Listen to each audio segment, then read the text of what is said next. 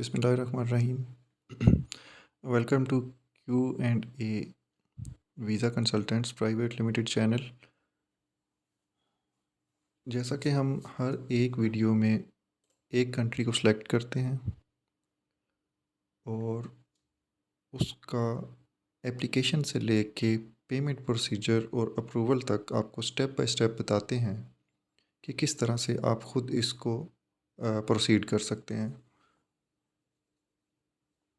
Online form filling, online applications, appointment bookings, e visas, उनका apply करने का तरीका, उनको वेरीफ़ाई करने का तरीका और पेमेंट मेथड्स, ये सारी चीज़ें हमारी वीडियोस में बताई जाती हैं। आपसे रिक्वेस्ट है कि आप सब्सक्राइब करें, इसको लाइक करें, ताकि जितनी भी मेरी अपडेट्स आएंगी, इस चैनल की अपडेट्स आएंगी, वो आप तक टाइम टू टाइम पहुंचती रहे।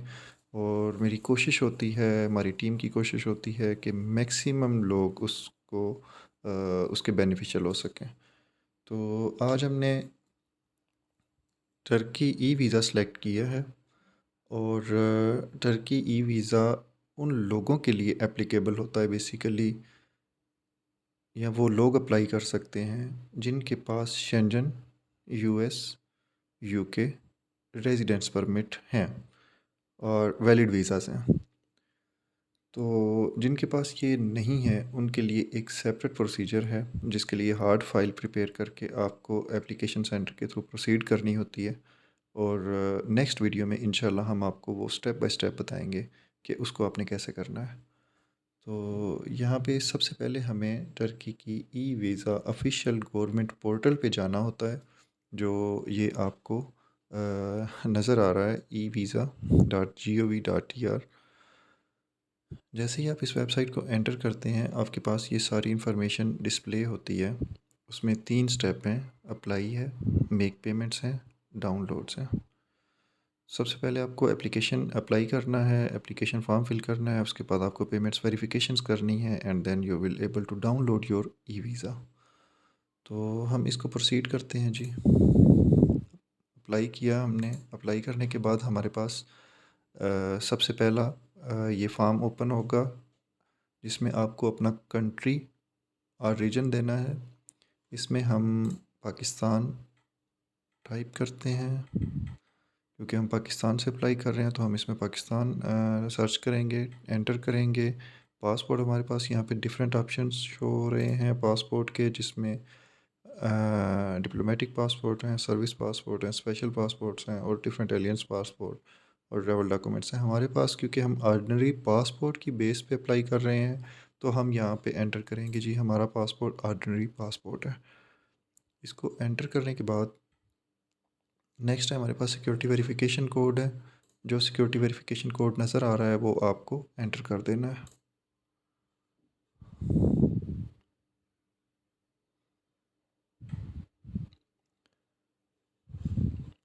सिक्योरिटी वेरिफिकेशन कोड एंटर करने के बाद जो नेक्स्ट स्टेप आएगा वो डेट ऑफ अराइवल है। ये बेसिकली 6 to 7 स्टेप्स होते हैं इसके, जो स्टेप बाय स्टेप यहाँ पे आपको जैसे जैसे आप एक स्टेप कंप्लीट करते जाएंगे नेक्स्ट स्टेप अपीयर होता जाएगा। यहाँ पे आपको डेट ऑफ अराइवल है, अराइवल डेट इन टर्की। तो जो आपको सूटेबल डेट लगती है, आप as per your suitable desired date आप इसको अमेंड कर सकते हैं, चेंज कर सकते हैं। ये बाय डिफ़ॉल्ट दी हुई है कि 28/4/2022 जो करंट डेट होती है वही यहाँ पे डिस्प्ले हो रही होती है। तो हम इसको सेम एज़ इट इज़ रहने देंगे। और ये आपको यहाँ बता रहा है कि आप 28 अप्रैल को अगर वीज़ा ऑब्टेन करते हैं तो 30 डेज़ कि जो आपका टाइम ड्यूरेशन है वो 30 डेज़ है, मैक्सिमम 1 मंथ है, और उस वीज़ा की वैलिडिटी 180 डेज़ है। तो 24 अक्टूबर 2022 तक आपका वीज़ा वैलिड रहेगा। नीचे नंबर ऑफ़ एंट्रीज़ आप देख रहे हैं, सिंगल एंट्री है और इसकी वीज़ा फ़ी जो है वो अप्रॉक्सीमेट $60 पड़ेगी। इसमें some time excluding service charges होते हैं, some time including service charges होते हैं। जब आप पेमेंट करते हैं तो वो आपको सेपरेटली बताता है जी। नेक्स्ट प्रोसीड करते हैं हम इसको। डेटा एंटर करने के बाद यहाँ पे हमारे पास प्री रेक्विजिट्स हैं। प्री रेक्विजिट्स बेसिकली इसका बताने का मकसद ये है कि जो क्लाइंट अप्लाई कर रहा है वो थर्ड स्टेप में ही उसको पता चल जाएगा कि वो अप्लाई करने का एलिजिबल है या नहीं है। अप्लाई करने का एलिजिबिलिटी के लिए ये यहाँ पे कुछ चेक बॉक्स दिए गए हैं, जिनमें टर्म्स एंड कंडीशंस हैं जो इसके अगेंस्ट लिखी हुई हैं, वो आपको फुलफ़िल करनी है। इसमें सबसे पहला है कि I am travelling for the purpose of tourism और बिज़नेस। तो इसमें हम बिज़नेस पर्पज़ के लिए वीज़ा ऑब्टेन कर रहे हैं या टूरिज़्म पर्पज़ के लिए, तो दोनों इसमें लिखे हुए हैं, हम इसको चेक बॉक्स कर देंगे। नेक्स्ट है हमारे पास, I can prove that I had return ticket, hotel reservation and at least $50 per each day for my stay. तो नॉर्मली यहाँ पे चेक करने के बाद ये डॉक्यूमेंट्री एविडेंस भी हमारे पास होने चाहिए। वीज़ा ऑब्टेन करने के लिए सिर्फ इनकी रिक्वायरमेंट नहीं होती, बल्कि जब आप जाते हैं और अपना ये वीज़ा शो करवाते हैं तो वो वेरिफ़िकेशन के लिए, और वेरिफ़िकेशन के बाद ये सारे डॉक्यूमेंट्स आपके पास होने चाहिए। डेफ़िनेटली आप टिकट बुक करवाएँगे, उसके बाद फ़र्दर जो आपका प्रोसीजर है, होटल रिज़र्वेशन आपके पास मौजूद होगी, और जो शो मनी है वो आपके पास मिनिमम ये रिक्वायरमेंट है। इसका 70 to 80% या 65 to 70% लोग अपने पास नॉर्मली लेके जाते हैं। अदरवाइज़ आपके पास इंटरनेशनली डेबिट या क्रेडिट कार्ड जो हैं वो इंटरनेशनली एक्टिवेटेड होने चाहिए, तो वो भी होता है, लेकिन show money minimum minimum 60 to 65% आपके पास होनी चाहिए। चेक करते हैं। नेक्स्ट है, नेक्स्ट की बड़ी इंपॉर्टेंट कंडीशन है, जैसे मैंने आपको वीडियो में सबसे पहले ये बताया कि ये ई वीज़ा फैसिलिटी जो है ये उन लोगों के लिए है जिनके पास वैलिड वीज़ा और valid residence permit from one of the Schengen country, USA, UK और आयरलैंड। ये आपके पास होना ज़रूरी है। अगर आपके पास है तो आप इसको चेक करेंगे। नेक्स्ट आपके पास पासपोर्ट का है कि माई passport covers the period that will be staying in Turkey. इसको आप चेक करेंगे, आपका वैलिड पासपोर्ट है और उसकी ड्यूरेशन भी अभी है। और लास्ट है, I confirm that I meet each and every one of the condition listed above. इन सारी कंडीशंस को आप मीट करते हैं, आप इसको चेक बॉक्स करेंगे और नेक्स्ट स्टेप पे जाएंगे। आप नेक्स्ट स्टेप पे है आपकी पर्सनल इन्फॉर्मेशन है। पर्सनल इन्फॉर्मेशन यहाँ पे आपको अपना डाटा लिखना होता है, क्योंकि मैं अपने क्लाइंट का डाटा नहीं यहाँ पे लिख सकता। ये सिर्फ आपको गाइड करने के लिए, आपको बताने के लिए, समझाने के लिए मैंने कुछ रैंडम नाम्स लिए हैं जो डाटा में नहीं है। ये बेसिकली किसी का भी डाटा नहीं है, किसी का ऑफिशियल डाटा नहीं है। ये जस्ट आपको गाइड करने के लिए नंबर्स और नेम्स हैं। जी, एग्जांपल्स हैं। तो इसको हमने एज़ पर और पासपोर्ट हमने इसको स्टेप बाय स्टेप एंटर करना है। सबसे पहले हम अपना जो फर्स्ट नेम है वो एंटर करेंगे, उसके बाद आप अपना सरनेम एंटर करेंगे as per passport. Date of birth आप अपनी एंटर करेंगे।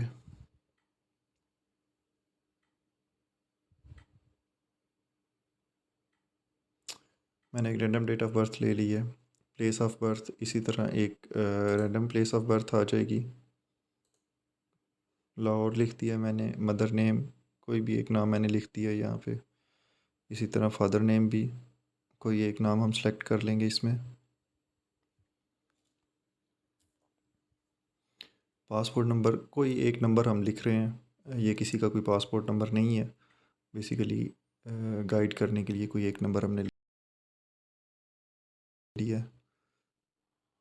इसकी एक सपोज कर लेते हैं, इसकी एक डेट, एक्सपायरी डेट और इशू डेट आपने अपने एज़ पर पासपोर्ट एंटर करनी है इसको। नेक्स्ट है मेरे पास जो यहाँ पे टाइप ऑफ सपोर्टिंग डॉक्यूमेंट है वो मुझे लिखना है। टाइप ऑफ सपोर्टिंग डॉक्यूमेंट्स मेरे पास वीज़ा है।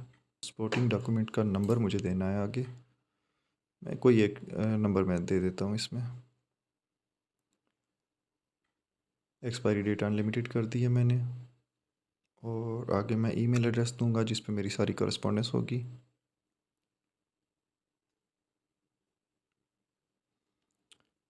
फ़ोन नंबर कोई एक फ़ोन नंबर मैंने लिख दिया यहाँ पे, और परमानेंट एड्रेस जो आपका एज़ पर पासपोर्ट होगा।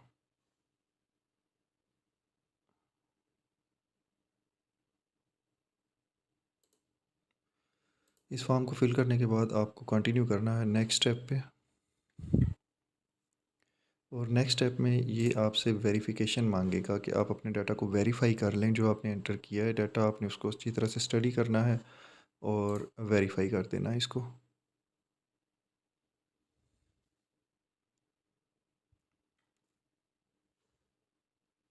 ओके, सो ये हमारी जो एप्लीकेशन है वो as per over enter data successfully complete हो गई है और हमें उन्होंने एक ईमेल लिंक भेज दिया है उसको अप्रूव करवाने के लिए, डाटा को अप्रूव करवाने के लिए। तो जो मैंने एप्लीकेशन सबमिट की है और अपने क्लाइंट की जो की है वो मेरे ईमेल एड्रेस पे उसका लिंक आ चुका है।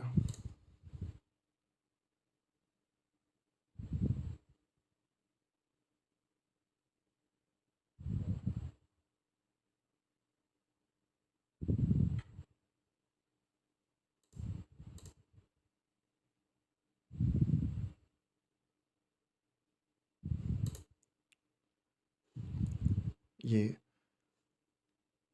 टॉप पे ईमेल आ चुका है मुझे और इसको हम ओपन करते हैं। ओपन करने के बाद ईमेल एड्रेस वेरिफिकेशन मैसेज, ये रेफरेंस है उसका। और नीचे जो आपने डाटा जिस जिस तरह आपने डाटा एंटर किया था वो सारा डाटा आ चुका है आपके पास। अब हमें इस डाटा को अप्रूव करना है।